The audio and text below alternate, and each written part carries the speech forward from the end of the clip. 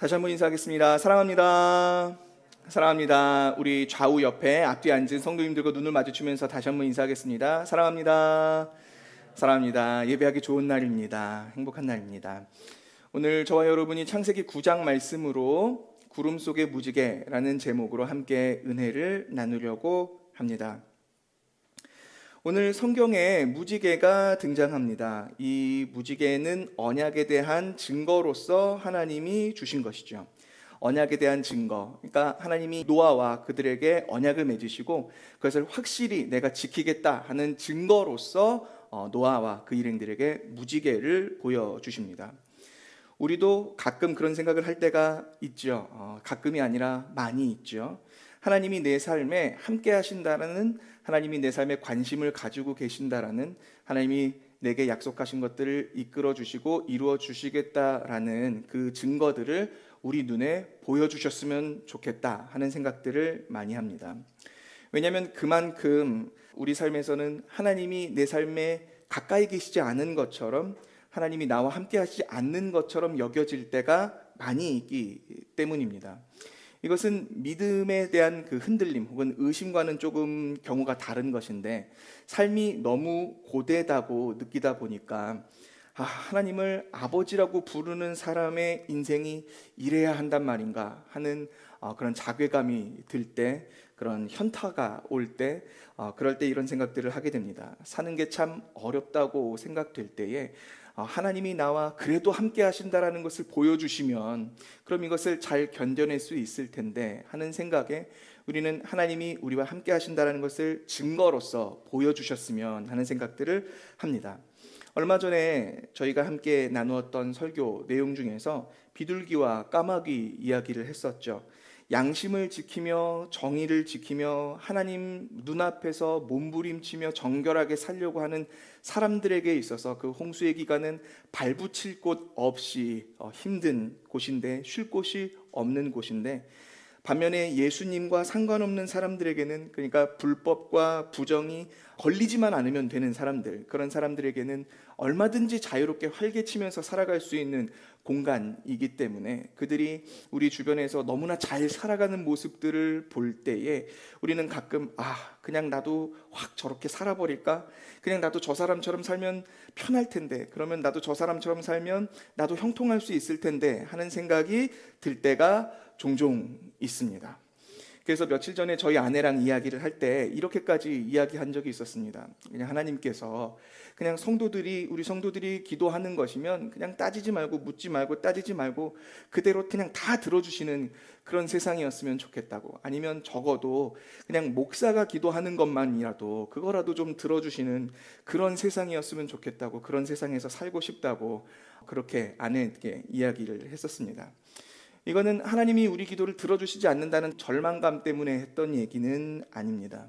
하나님은 선하신 분이시죠. 하나님은 우리 기도에 응답하시는 분이십니다.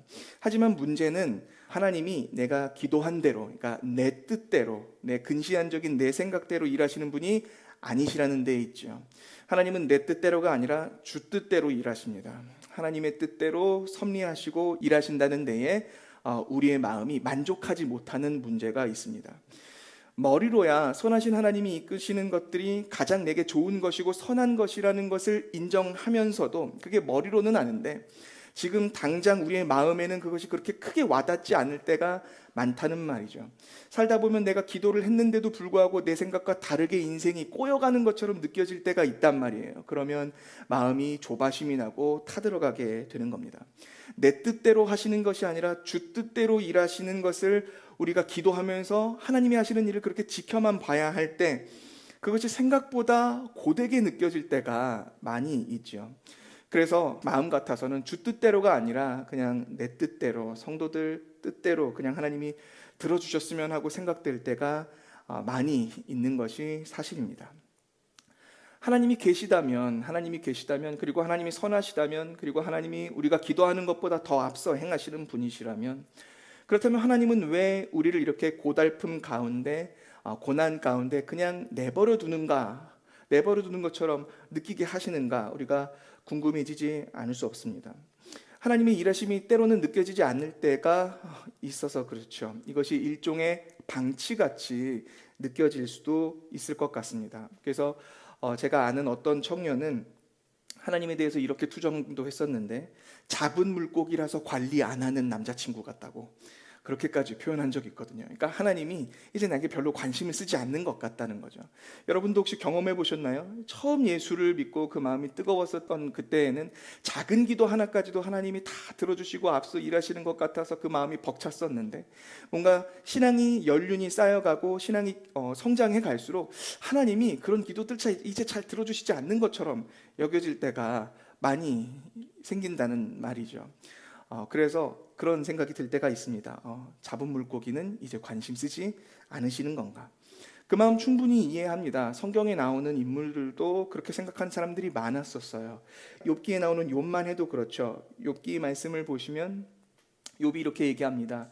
그런데 내가 앞으로 가도 그가 아니 계시고 뒤로 가도 보이지 아니하며, 그가 왼쪽에서 일하시나 내가 만날 수 없고 그가 오른쪽으로 돌이키시나 배울 수 없구나. 그러니까 앞에도 뒤에도 하나님이 계시지 않은 것처럼 느껴진다는 거예요. 하나님이 일하신다라는 것을 머리로는 아는데, 그래서 하나님이 일하시는 여기에 계신가 하고 고개를 돌려보면 거기 하나님이 계시지 않은 것 같단 말이죠. 하나님을 만날 수 없단 말이에요. 이런 것 같은 것이 우리의 마음인 것입니다.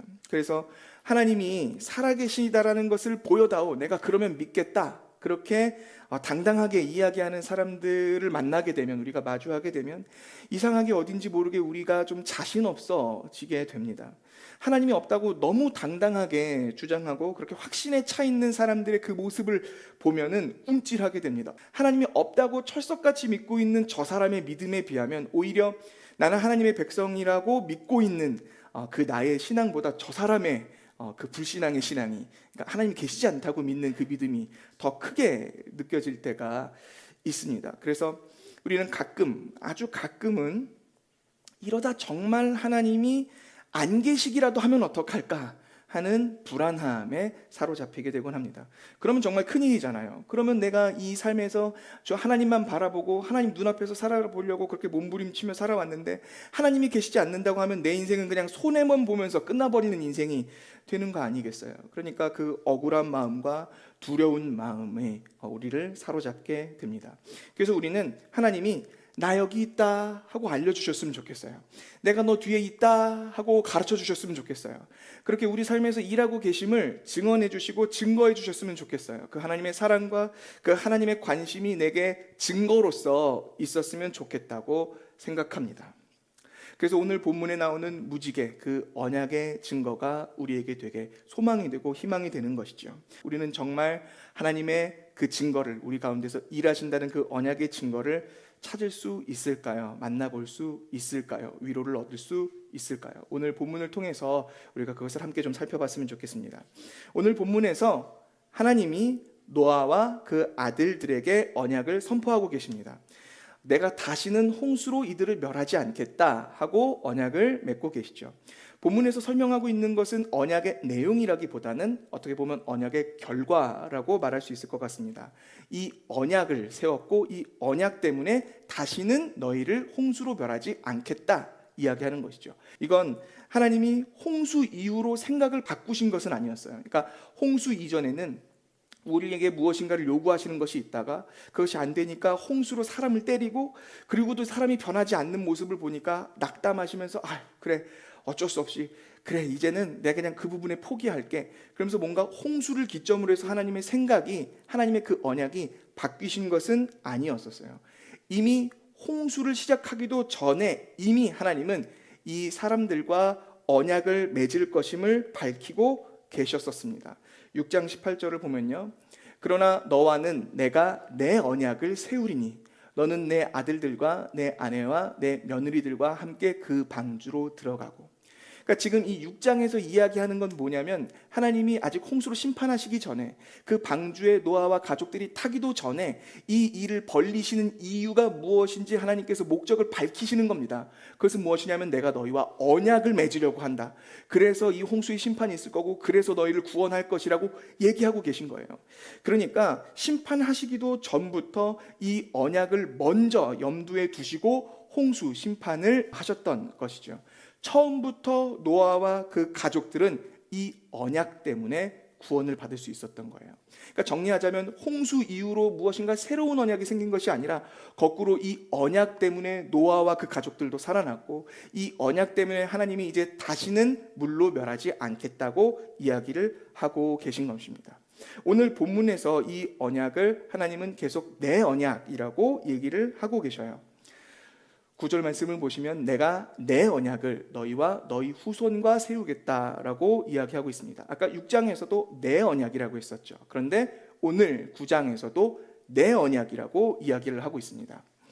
히브리어 동사는 한국어랑 조금 달라서 한국어 동사에는 성수격이 없죠. 그러니까 한국어의 동사를 보면 이거 시제만 알 수 있지 이 말을 하는 사람이 남자인지 여자인지 이런 거는 알 수가 없어요. 1인칭인지 3인칭인지 알 수가 없죠. 그런데 히브리어에는 성수격이 그 안에 다 담겨 있거든요. 그러니까 동사만 들어도 1인칭이 얘기하는지 3인칭이 얘기하는지 2인칭이 얘기하는 건지 다 알 수 있어요. 시제뿐만 아니라 남자가 얘기하는지 여자가 얘기하는 것까지도 동사의 정보가 다 들어 있습니다. 그래서 히브리어에서는 인칭대명사를 잘 쓰지 않아요. 나라든지 너라든지 우리라든지 인칭대명사를 기록할 필요가 없어요. 왜냐하면 동사만 얘기해도 그 안에 나가 얘기하는지 너가 얘기하는지 그가 얘기하는지 우리가 얘기하는 건지 다 그 안에 포함되어 있거든요. 그래서 히브리어에는 이 인칭대명사가 거의 사용되지 않는데 오늘 본문에서는 굉장히 예외적으로 인칭대명사 나, 아니, 히브리어로 아니라고 하는데 하나님께서 내가 내 언약을 세우겠다 하면서 생략되지 않고 내가 사용되고 있습니다. 게다가 히브리어에서는 주로 이 인칭대명사가 생략되지 않고 쓰여도 동사 뒤에 수러부 뒤에 주어가 나오게 되어 있거든요. 그런데 오늘 본문에서는 주어가 한국어처럼 맨 앞에 나옵니다. 그럼으로써 이 주어가 굉장히 강조되고 있거든요. 내가 내 언약을 세우겠다라고 얘기하고 있는 겁니다.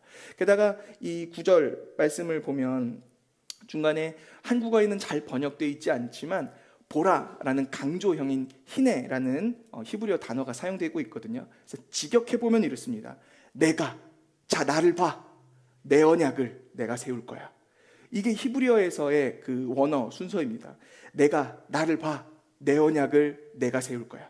이게 히브리어에서 얘기하고 있는 바입니다. 이토록 내가 강조되고 있는 이유는 무엇일까요? 내가 이렇게 계속해서 강조되고 있는 이유는 무엇이냐면 이 언약이 정말 하나님의 언약이기 때문입니다. 그러니까 하나님이 이 언약의 주체로서 전적으로 그 주체의 전적인 그 능력이 하나님께 달려있다는 것을 강조하고 있는 표현인 겁니다. 언약이라는 것은 언제나 두 대상가 있는 것이죠. 그러니까 언약의 당사자가 있고 언약의 대상이 있어서 이 두 사이에서 관계에서 발생하는 것이 언약입니다. 하나님이 그 언약을 하나님 당신께서 우리와 언약을 맺으시는데 이 하나님의 언약은 굉장히 독특한 면이 있어요. 그것이 무엇이냐면 대상에게 그 어떤 것도 요구하지 않으신다는 데 있습니다. 하나님이 하나님의 언약을 우리와 맺으시면서 내가 너에게 이렇게 해줄게, 너는 이렇게 해라 하고 계약하는 것이 아니라 하나님이 이 언약을 맺으면서 이 언약의 결과도 우리에게 말해주시면서 이 언약이 달성되기 위한 그 조건들도 인간에게, 사람에게, 우리에게 요구하시는 것이 아니라 전부 다 하나님이 스스로 준비하시고 하나님이 모두 다 충족시켜 버리시는 언약이라는 데 그 특징이 있습니다. 그래서 이 하나님의 언약은, 내 언약이라고 불리는 이 언약은 주체적이고 일방적이고 하나님 주권적이고 그리고 우리에게는 어떤 조건도 요구하지 않는다는 점에서 무조건적이죠. 하나님의 언약은 무조건적인 언약이고 일방적인 언약이고 온전히 하나님 주권적인 언약이고 하나님이 주체적으로 이끄시는 언약인 겁니다. 하나님이 그래서 그 모든 것들, 그 언약에서 나오는 은혜들을 하나님인 내가 다 하겠다라는 것을 얘기하시면서 내가, 내 언약을 내가 세우겠다라고 이야기하고 계신 거예요. 그래서 가만 보시면 홍수 때에도 노아 일행들 대신에 방주가 물에 던져졌었죠. 그러니까 우리 대신 예수 그리스도께서 사망에 대신 다 던져지실 것임을 예표하고 있는, 예언하고 있는 것이었었습니다. 그러니까 하나님의 언약은 이렇게 특별한 거예요. 내 언약인 것이죠. 하나님은 이렇게 일방적인 언약을 오늘 본문에서 언약이라는 이 베리트라는 단어를 7번 사용하면서 이 본문에서 강조되고 있는데 가만 보면 언약만큼이나 강조되고 있는 표현이 또 하나 있습니다. 그것은 뭐냐면 나와 세상 사이, 이 사이에라는 표현입니다. 이것도 5번이나 쓰였거든요. 보시면 하나님이 이르시되 내가 나와 너희와 및 너희와 함께하는 모든 생물 사이에, 나와 모든 생물 사이에. 13절에서도 나와 세상 사이에, 15절에서도 나와 모든 생물 사이에, 16절에서도 나 하나님과 모든 생물 사이에, 17절에서도 나와 땅에 있는 모든 생물 사이에 하면서 오늘 본문은 전부 다 나와 너희 사이에, 나와 모든 생물 사이에, 나와 세상 사이에 내가 언약을 세우겠다고 이야기를 하고 계십니다.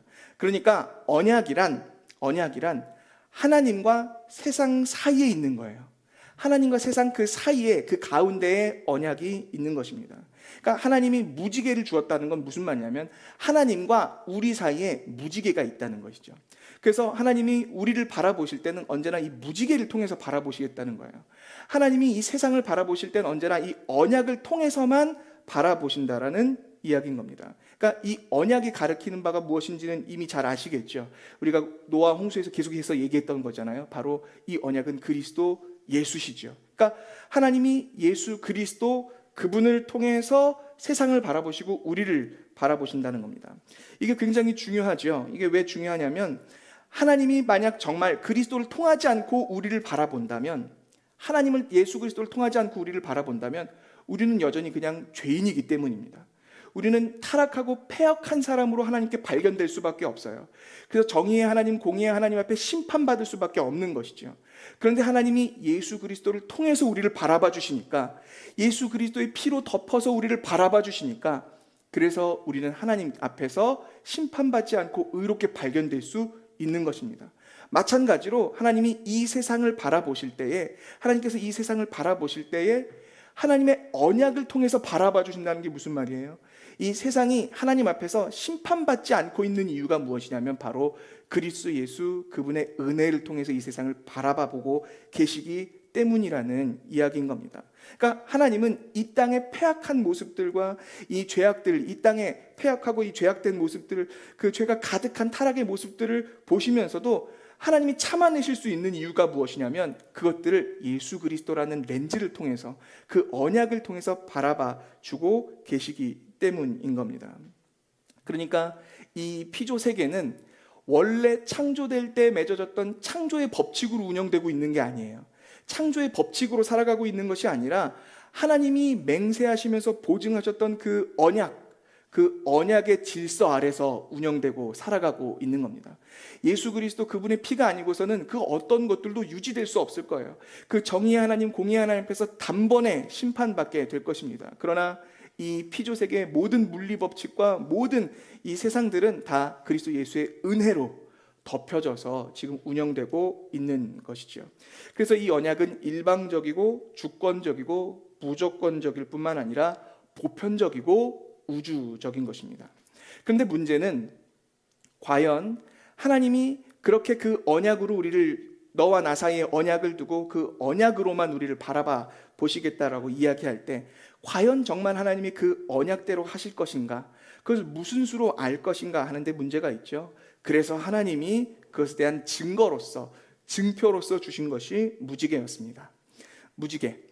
무지개는 대기 중에 있는 이 물방울들이, 그 입자들이 빛이 그 물방울에 딱 비치게 되었을 때 물방울이 마치 렌즈처럼, 프리즘처럼 역할을 하면서 그 안에서 굴절하게 되는 현상 때문에 우리 가운데 보이게 되는 것이죠.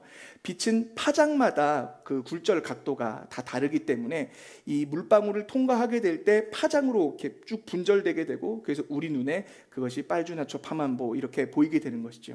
사실 7빛깔로 우리는 구별을 하지만 엄밀하게 얘기하면 그라데이션으로 거의 모든 총천연색 색이 그 안에 다 들어가 있다고 해도 과언이 아닙니다.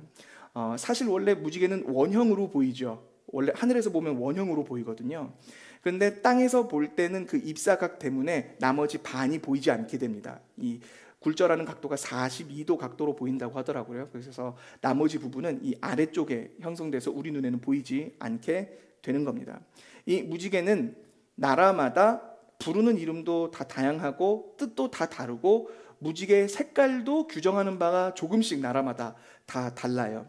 우리나라에서는 무지개라고 부르게 된 이유가 용비어천가에서 무지개라고 부르는 부분이 있기 때문인데, 용비어천가에서 나오는 무지개는 무슨 뜻이냐면, 앞에 무는 물이란 뜻이거든요. 물. 그래서 리을이 탈락하게 되고, 뒤에 지개는 무슨 뜻이냐면 문이라는 뜻인데, 동그란 문을 얘기할 때 그때 지개라고 합니다.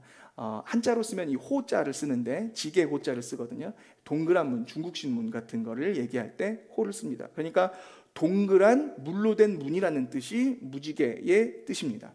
색깔도 우리나라에서는 이 무지개 색깔을 5가지로 생각했었습니다. 오방색이라고 하죠. 들어보셨나요? 오방색? 뭐 들어보셨나요? 오방떡 할 때 5가지 색깔로 떡 하잖아요. 이 오방색은 무지개색을 가리켜 오방색이라고 합니다. 근데 재밌는 건 이 오방색에, 한국에 있는 오방색, 무지개색에는 검은색이 들어간다는 게 굉장히 흥미롭습니다. 우리 눈에 무지개 검은색 잘 안 보이잖아요. 그런데 오방색에 검은색을 넣습니다.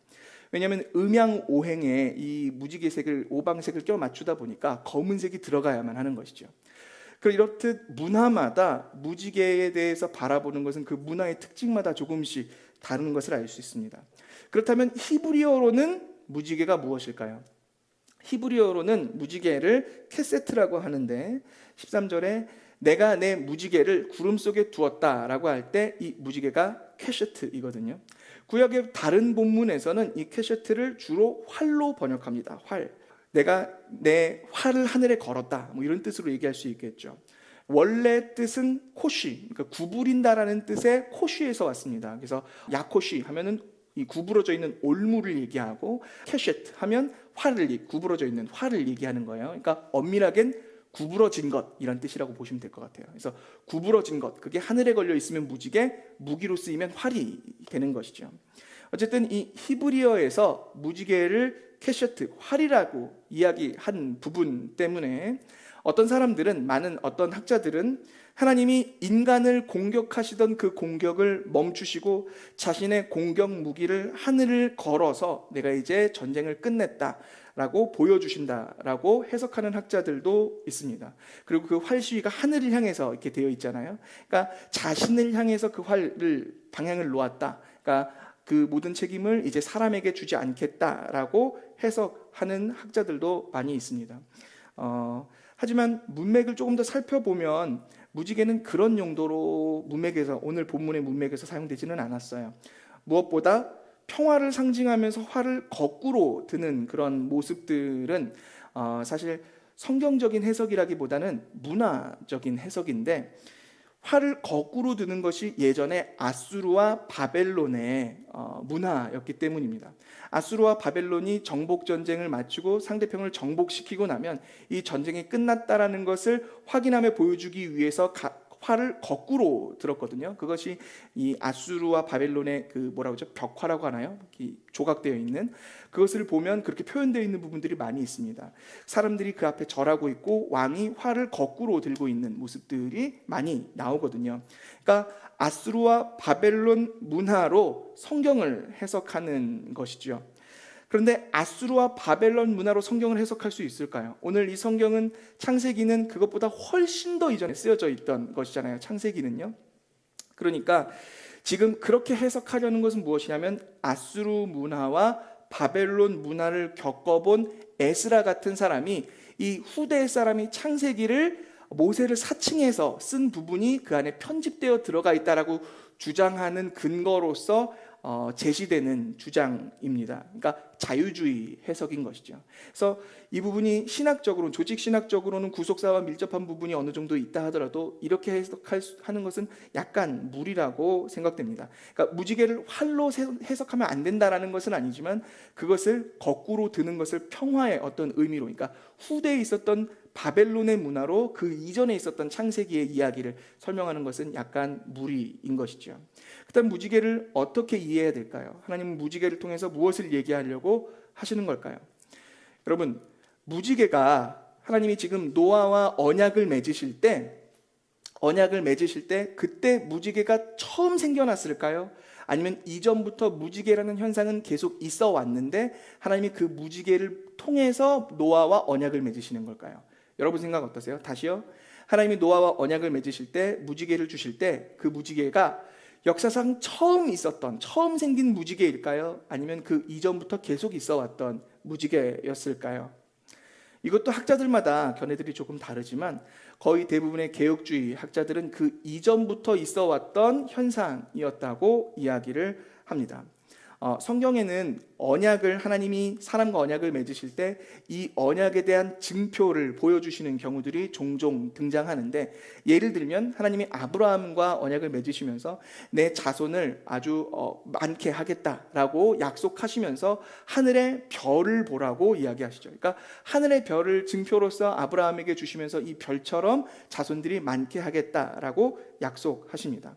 그리고 출애굽기 31장을 보면 너는 이스라엘 자손에게 말하여 이르기를 너희는 나의 안식일을 지키라. 이는 나와 너희 사이에 너희 대대의 표징이니 나는 너희를 거룩하게 하는 여호와인 줄 너희가 알게 함이라 라고 이야기하면서 출애굽기에서 이야기했던 모든 것들을 언약으로 그들과 맺으시면서 하나님이 나의 안식일을 지켜라, 이것이 증표다, 이것이 표징이다 라고 이야기를 하신단 말이죠. 그러니까 안식일이라는 것은 출애굽기 31장에서 처음 생긴 것이 아니잖아요. 그렇죠? 그 이전부터 하나님이 천지를 창조하셨을 때부터 계속 있어 왔던 것이란 말입니다.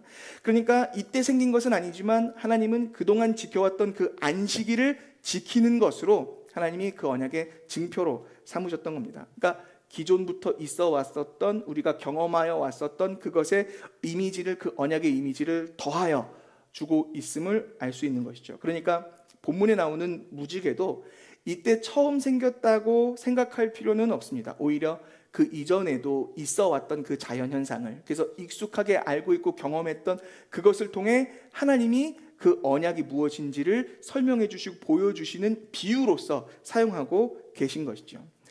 비유를 예로 들었는데, 비유에서는 미지의 것을 설명하기 위해 언제나 기지의 것으로 설명합니다. 이게 무슨 말이냐면 미지의 것, 아직 알지 못하는 것, 이걸 설명하기 위해 기지의 것, 이미 우리가 익숙하게 알고 있는 것으로 설명한다라는 뜻입니다. 생각해 보셔요. 우리가 미지의 것을 설명하면서 여전히 모르는 개념으로, 처음 들어보는 단어와 처음 들어보는 개념으로 어떤 전혀 모르는 것을 설명할 수 있을까요? 그럴 수 없단 말이죠. 제가 성경 공부할 때는 잭프루트이라는 과일로 예를 들고는 합니다. 잭프루트이라는 그 과일 혹시 보시거나 드셔보신 적 있으신가요? 없으시죠? 이 잭프루트는 아프리카 쪽에서 많이 나는 두리안 비슷하게 생긴 과일인데, 두리안보다 훨씬 크거든요. 수박 2개 붙여놓은 것 같은 사이즈예요. 그리고 색깔은 슈렉 같은 색깔이고, 그 위에 표면에 이 피라미드, 작은 손톱만한 피라미드가 가득 붙어 있습니다. 그러니까 무게도 너무 무거워서 장갑을 끼지 않으면 너무 손이 아파서 들 수가 없어요. 그리고 이 껍질은 얼마나 단단한지 악어 껍질 같아요. 이걸 먹기 위해서는 팔치온 같은 정글도로 내리쳐야지만 먹을 수 있거든요. 그 정글도로 그걸 내리치면 그 안에 오공본드 같은 것이 가득 들어있으면 그 칼로 그 오공본드 사이를 막 휘집어서 새끼손가락만한 씨를 둘러싸고 있는 씨주머니를 꺼내 그 씨주머니를 먹는 겁니다. 이렇게 얘기해도 잘 상상이 안 가실 거예요.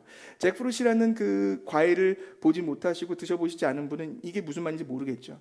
이걸 설명하기 위해서 저는 여러분이 이미 익히 경험하여 알고 있는 것들만을 비유로 사용했습니다. 손톱만한 사이즈의 피라미드 모양이라든지 슈렉이라든지 악어 껍질이라든지 이런 것들은 우리가 이미 다 알고 있는 것들이란 말이죠. 그러니까 미지의 것을 설명하기 위해서는 언제나 기지의 것을 설명해야 된단 말이에요. 이 무지개도 마찬가지란 말이죠.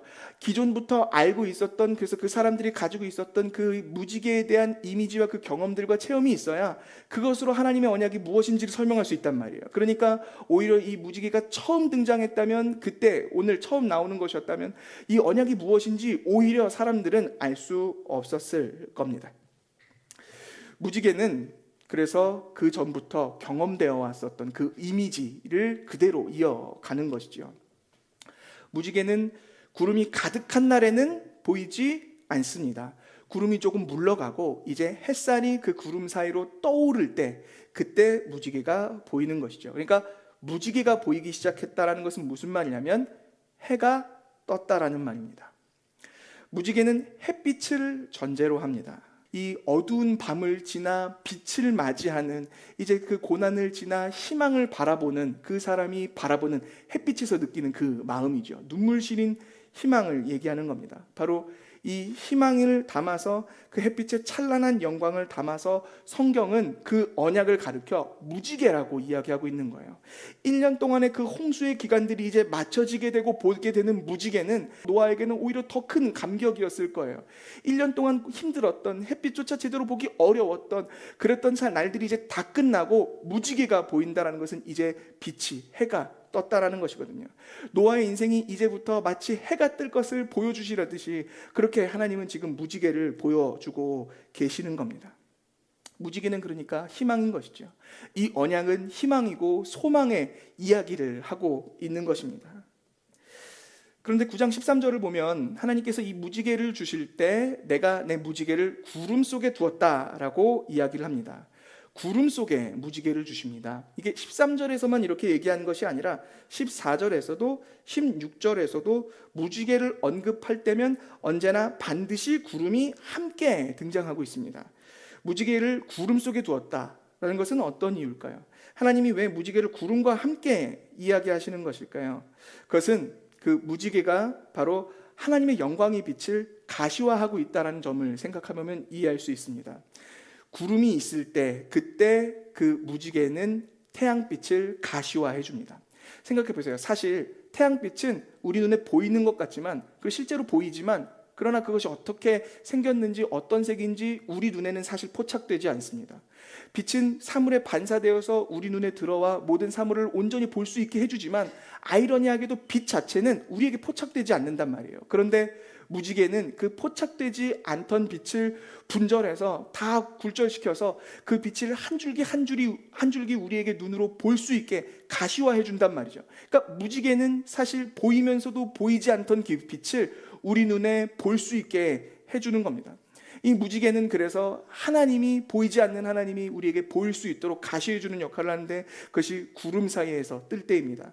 성경에서 구름은 하나님의 영광의 임재를 이야기할 때 구름이 사용되고는 합니다. 출애굽기 16장 말씀을 보면 아론이 이스라엘 자손의 온 회중에게 말하매 그들이 광야를 바라보니 여호와의 영광이 어디에 있다고요? 구름 속에 나타났다고 이야기합니다. 여호와의 영광이 구름 속에 나타났어요. 출애굽기 24장 말씀을 보면 여호와의 영광이 신의 산 위에 머무르고 있어요. 그런데 구름이 그 산을 가리고 있습니다. 그러니까 그 구름 안에 뭐가 있는 거예요? 여호와의 영광이 있는 것이죠.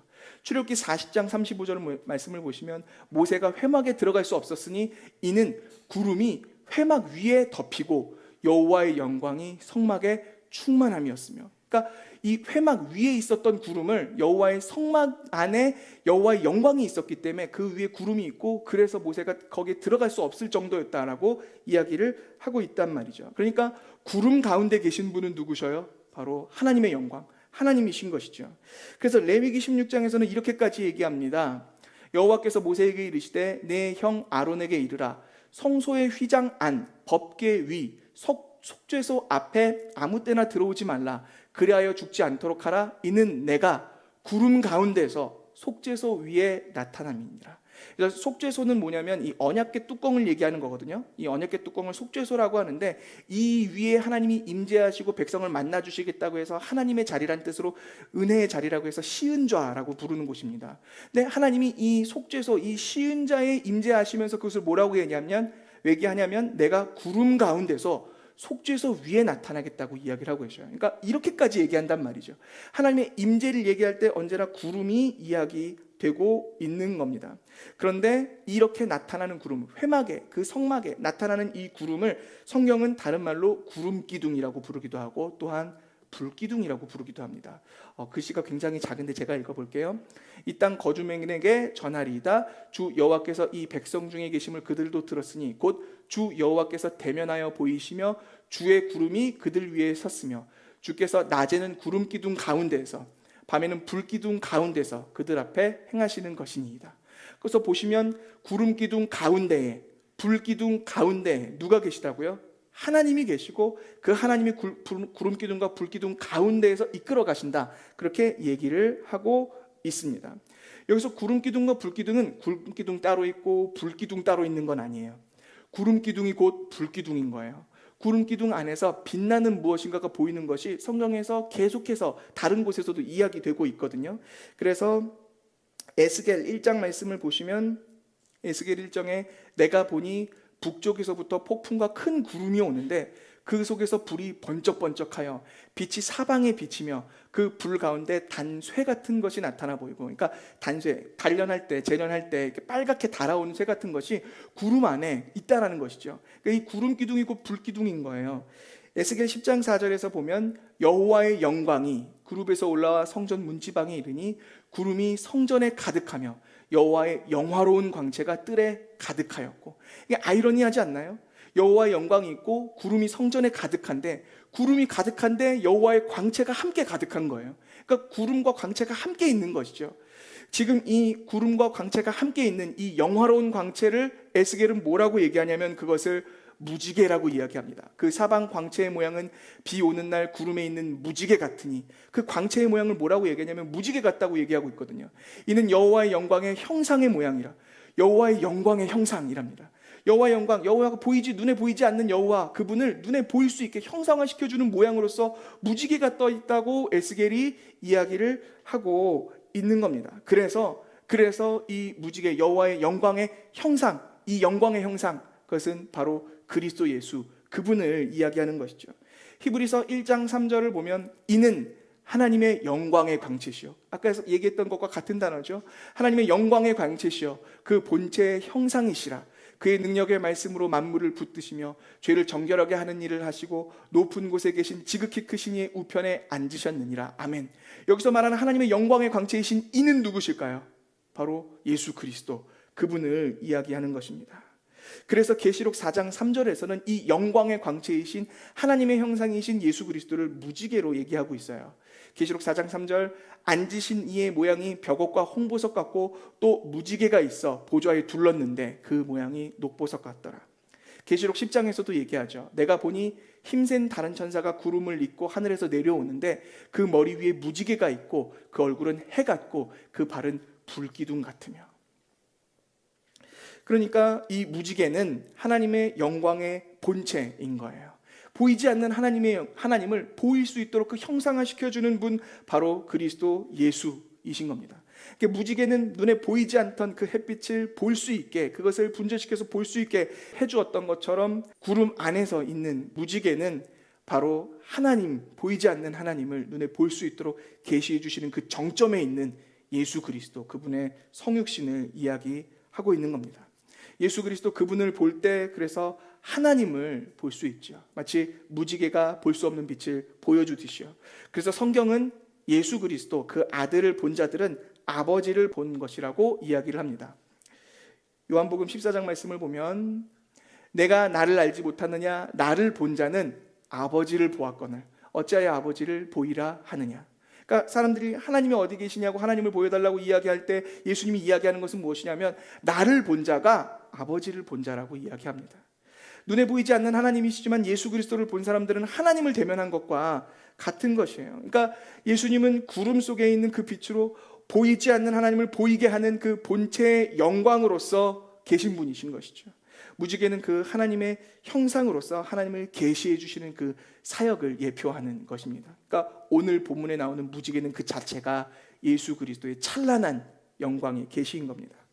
사랑하는 여러분, 그래서 주의 은혜가 보이지 않을 때, 그래서 하나님이 내 옆에 계시지 않은 것처럼 느껴질 때, 때로 내가 버려진 것처럼 여겨질 때, 절망에 가려워져서 인생이 하나님의 심판처럼 느껴질 때, 우리에게 보이지 않던 은혜와 희망을 드러내어서 프리즘처럼 우리에게 주의 은혜가 무엇인지 보여주는 분이 누구시냐면 바로 예수 그리스도, 그분이 우리의 무지개이신 줄로 믿습니다. 그분이 우리의 희망의 무지개인 거예요. 사랑하는 여러분, 우리가 절망하고 있을 때, 하나님이 내 곁에서 일하시지 않는 것 같을 때, 그때 그럼 우리는 무엇을 봐야 되냐면 무지개를 봐야 되는 것이죠. 무지개가 누구라고요? 그리스도 예수시라고요. 그러니까 우리가 절망하고 있을 때 누구를 보아야 되나요? 예수 그리스도를 보아야 하는 겁니다. 그 그리스도 예수를 볼 때 우리는 알게 되는 것이죠. 보이지 않던 하나님의 은혜가 보이기 시작하는 겁니다. 느껴지지 않던 하나님의 사랑이 우리 가운데 다시 느껴지게 되는 겁니다. 그가 나를 위해서 무슨 일을 하셨는지를 다시 묵상할 때 우리 삶은 다시 힘을 되찾을 수 있게 되는 것입니다. 우리를 위로하시고 우리에게 은혜를 보여주시고 하나님 우리 가운데 일하고 계심을 우리로 체험케 하시는 것은 우리가 예수 그리스도를 바라볼 때 그때 우리는 하나님의 은혜를 볼 수 있게 되는 것입니다. 예수 그리스도 그분이 우리를 아직 버리지 않으셨음을, 그 우주적으로 그 보편적으로 우리 모두를 지키고 계심을 우리는 예수 그리스도를 볼 때 볼 수 있는 것입니다. 그러니까 하나님의 은혜가 보이지 않는다면 누구를 봐야 되나요? 예수님을 봐야 되는 것이죠. 우리의 삶이 절망으로 힘들다면 누구를 봐야 하는 것인가요? 예수 그리스도를 바라봐야 하는 것입니다. 그렇다면 예수 그리스도는 어떻게 바라볼 수 있나요? 예수 그리스도 그분을 본다는 게 무슨 말인가요? 예수 그리스도 그분을 본다는 것은 성경에서 그 하나님이 그 아들을 보내사 우리를 위하여 무슨 일을 하셨는지 얘기하고 계신 그 계시를 보는 것입니다. 이 모든 날 마지막에는 그 아들을 통해서 말씀하시겠다고 하셨던 그 하나님이 그 아들을 통해서 그 아들이 어떤 분이신지 우리에게 계시하셨던 그 계시를 보는 것이 바로 아들, 그 예수 그리스도를 보는 것입니다. 그러니까 성경을 읽을 때 그 성경에서 이야기하고 있는 예수님이 어떤 분이신지 발견할 때, 그 예수님이 우리를 위해서 하신 일이 무엇인지 우리가 보고 깨닫고 느끼게 될 때, 그때 성령은 우리에게 은혜를 체험케 하고 경험케 하는 것이죠. 마치 바울이 다메섹 도상에서 예수 그리스도를 만났을 때 그 눈이 이제 그 하나님으로 말미암아 가려져 있던, 그 마음에 가려져 있던 모든 수건이 벗겨지고 그 이후로 바라보는 것들은 완전히 다른 것을 바라보게 된 것처럼, 이제 성령은 우리 가운데에서 그 예수 그리스도를 통해서 전혀 새로운 것들을 보게 하시는 것입니다. 그 절망 가운데서 오히려 은혜를 바라볼 수 있게 하시는 것이죠. 사실 우리의 삶은 그렇게 모든 것들이 막 달라지지 않았을지 모릅니다. 예수 그리스도를 믿고 예수 그리스도를 바라보는 그 마음으로 그 희망을 발견하고 세상으로 나갔을 때 달라진 것은 없으실지 몰라요. 그러나 우리는 그 가운데에서 이제 보이지 않던 것을 보게 된단 말입니다. 무지개이신 그리스도 예수를 우리의 삶에서 보게 될 것입니다. 그래서 욥기 23장을 보면 아까 말씀이죠. 내가 앞으로 가도 그가 아니 계시고 뒤로 가도 보이지 아니하며 그가 왼쪽에서 일하시나 내가 만날 수 없고 그가 오른쪽으로 돌이키시나 배울 수 없구나. 근데 그 다음 절이 있어요. 그러나 내가 가는 길을 그가 아시나니 그가 나를 단련하신 후에는 내가 순금같이 되어 나으리라. 이것이 욥의 희망이었거든요. 그러니까 예수 그리스도 그분이 나를 위해서 하신 일이 무엇인지를 바라보고 깨닫고 그것 안에 계속 거하는 사람들은 다시 희망을 얻게 되는 것입니다. 희망을 보게 되는 것이죠. 무지개가 우리 인생에 그렇게 떠오를 것임을 신뢰하고 믿고 가게 되는 것입니다. 이 무지개, 희망의 무지개 예수 그리스도 그분을 바라보아야 하는 것이죠. 하나님이 어디 있느냐고 조롱하는 사람들, 그 사람들 앞에 우리가 할 수 있는 말은 그래서 예수 그리스도를 보여줘야 하는 겁니다. 그럼 그들에게 어떻게 해야 될까요? 똑같이 성경책을 펴주면서 예수를 믿지도 않고 하나님을 알지도 못하는 그들에게 그 성경을 가르치고 이야기하는 것으로 그래서 그들에게 대답하는 것일까요? 아니에요. 이제 우리를, 예수 그리스도의 편지된 우리를 보여주는 것입니다. 그래서 우리를 그리스도인이라고 부르잖아요. 왜냐하면 우리를 보면 누가 보여야 되기 때문에? 그리스도가 보여야 되기 때문입니다. 보이지 않는 하나님을 보이게 해주는 역할로 창조된 사람을 하나님의 형상이라고 불렀어요. 사람을 보면 원래 하나님이 보여야 되는 것이죠. 그 원래의 모습대로 회복해서 이제 우리를 보면 그리스도가 보이도록 하나님이 우리를 회복시키셨단 말이에요. 그래서 우리를 그리스도인이라 부른단 말이죠. 그래서 요한일서 4장 말씀을 보면 어느 때나 하나님을 본 사람이 없으되 만일 우리가 서로 사랑하면 하나님이 우리 안에 거하시고 그의 사랑이 우리 안에 온전히 이루어지느니라. 하나님을 본 사람은 아무도 없지만 우리가 서로 사랑할 때 우리가 서로 사랑하는 모습들을 통해서 세상은 누구를 본다는 거예요? 하나님을 보게 된다는 것입니다. 그러니까 우리가 할 수 있는 말은 무엇이냐면 우리를 보라고 얘기하는 것이죠. 우리를 보라, 우리 공동체를 보라. 하나님이 어디 계시냐고 말한다면 우리를 보라고 얘기해 줄 수 있는 삶을 우리가 살아가야 되는 것이죠. 그게 바로 사랑이라고 성경은 이야기하고 있는 겁니다. 사랑 여러분, 그래서 우리는 그리스도를 닮아가야 하는 사람들이죠. 너희 하나님이 어디 있느냐 조롱하는 사람들 앞에서 우리 하나님이 여기 계시다고, 우리 하나님은 나의 인생을 버리지 않았노라고 우리가 그 사람들 앞에 우리의 삶으로서 증명해내고 보여주는 역할이 바로 그리스도인들 된 하나님의 형상으로 창조된 우리가 해야 하는 일인 것입니다. 그래서 주께서는 우리가 이 세상 사람들의 그 조롱 가운데, 세상 사람들의 그 편견 가운데, 그 부조리함과 부정이 가운데 그들 앞에 사랑으로 맞서 싸울 수 있도록 우리에게 무기를 쥐어주시는 거예요. 그 무기가 바로 무지개인 것이죠. 활이죠. 예수 그리스도, 그분이 우리의 무기가 되시는 겁니다. 우리가 그리스도 예수를 닮아가는 것이 우리가 세상과 싸우는 방법인 거예요. 우리가 세상과 싸운다고 할 때 그들과 똑같은 방법으로 싸우는 것이 아니라 우리는 그리스도 예수가 하셨던 그 사랑의 방법으로 싸워 나가는 것이죠. 주께서 우리에게 그 영광의 활사를, 그 영광의 활을 우리에게 주시는 겁니다. 우리가 그를 닮아가는 것이죠. 이 싸움은, 우리의 싸움은 세상을 쓰러뜨리고 승리하고 그들을 올라타서 그 위에서 승리의 깃발을 흔드는 그런, 그 승리를 만끽하는 그런 류의 싸움이 아닙니다. 우리가 하나님의 형상으로서, 그리스도의 형상으로서 그리스도와 같은 모습으로 싸우는 것을 이야기하는 것이죠. 성공한 사람이 자신이 성공한 삶으로 그렇게 얻은 명예와 영광으로 하나님을 높여드릴 수 있다라고 생각한다면 이것은 대단히 큰 잘못된 착오입니다. 성공과 그렇게 얻은 명예로는, 사람들 사이에서 얻은 영광으로는 하나님께 그 영광을 돌려드리고 높여드릴 수 없습니다. 왜냐하면 하나님은 이미 영광이 가득한 분이시기 때문이죠. 하나님의 영광이 부족해서 우리에게 영광을 요구하시는 것이 아니에요. 하나님이 우리에게 영광과 명예가 부족해서 그것으로 나를 좀 높여다오, 하나님은 그런 분이 아니셔요. 오히려 하나님은 하나님에게 가득 있는 그 영광을 우리에게 비추어 주셔서 우리로 그 영광이 반사되어 보여지게 하시는 분입니다. 그러니까 내가 높아져서 주님을 높여드리겠다고 이야기하는 사람들은 무엇인가 잘못하고 있는 것이죠. 내가 높아져서 하나님이 높아지고 하나님이 드러나는 것이 아니에요.